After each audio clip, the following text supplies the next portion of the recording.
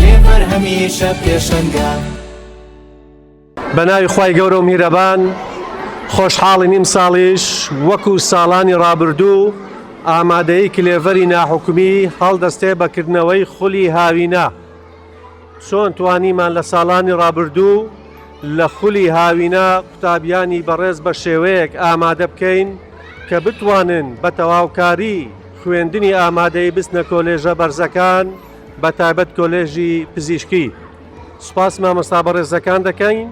ئیمساڵیش بە هەمان شێوە و بە هەمان هیممەتی ساڵانی ڕابردوو خۆیان ئامادە کردووە بۆ کردنەوە و دەستپێکردنی خولی هاوینە.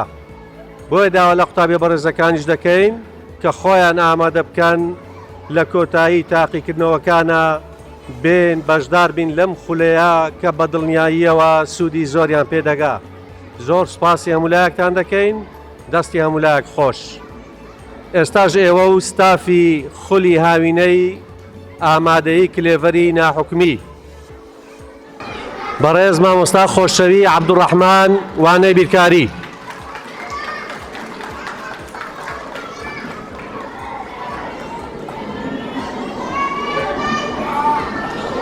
بەڕێز مامۆستا ئیسماعیل عەلی وانەی زیندەزانی.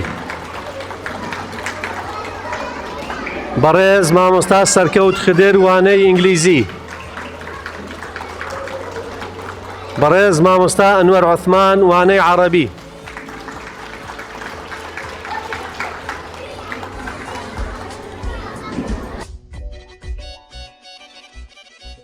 بەڕێز مامۆستا شۆڕش ڕەفیق وانەی فیزیا.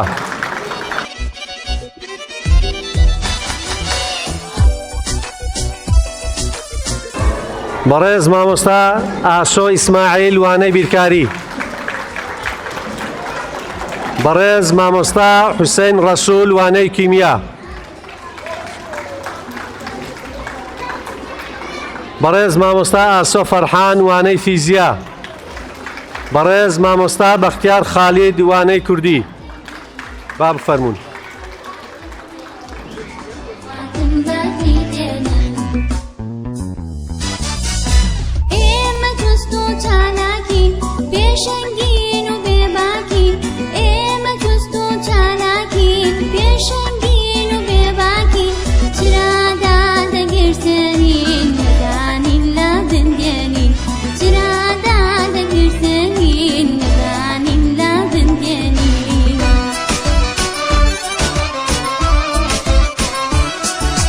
کتابخانە ماڵمانە خێزانی دووەممانە.